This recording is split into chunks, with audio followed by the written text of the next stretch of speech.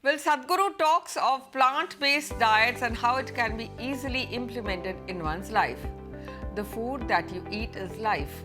Other forms of life are giving up their life to sustain ours. If we can eat with enormous gratitude for all of them and thank them, then food will behave in a very different way within us. Let's listen into what Sadhguru says on organic food. When the produce comes to the marketplace, right now, suppose if you go to the market, they say this apple is organic. What is the other apple? Is it inorganic?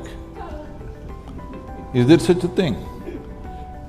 So, right now this complex thing of trying to check how much fertilizer, how much insecticide or how pesticide is in this apple is an impossible thing, believe me. Because on which day you applied it? When it was flowering, did you apply it?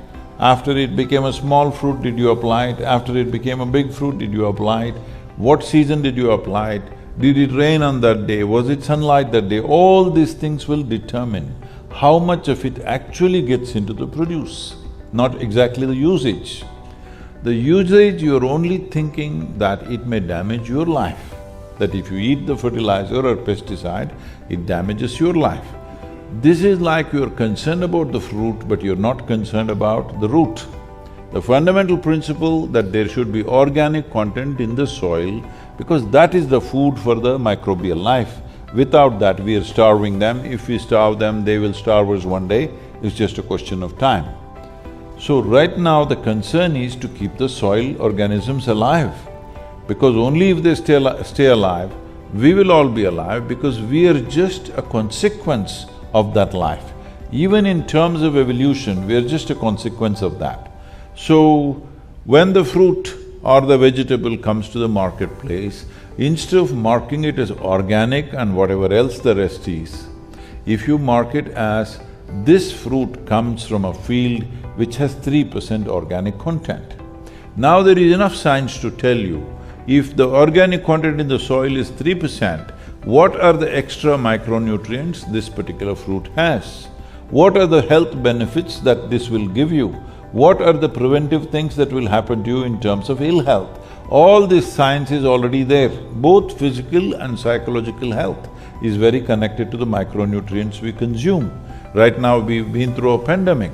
You don't need to consult any great virologist. If you ask any basic doctor, they will tell you, if you're lacking vitamin A, B6, B12, folate, iron, zinc, magnesium, you will be more susceptible to respiratory infections. This is a known thing. And just look at this in the world. Almost in every country, people are deficient of these things simply because it's not there in the soil, it's not there in the food. Now, I'm not trying to say pandemic would not have happened if the soil was good.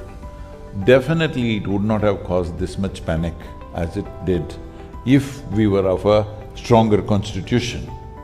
And that stronger constitution is not one day's thing. It doesn't happen by going to the gym. It happens by eating the right kind of food and by being connected with the soil through the food and also otherwise. If that otherwise is not possible, say city-dwelling people, but at least the food should have that.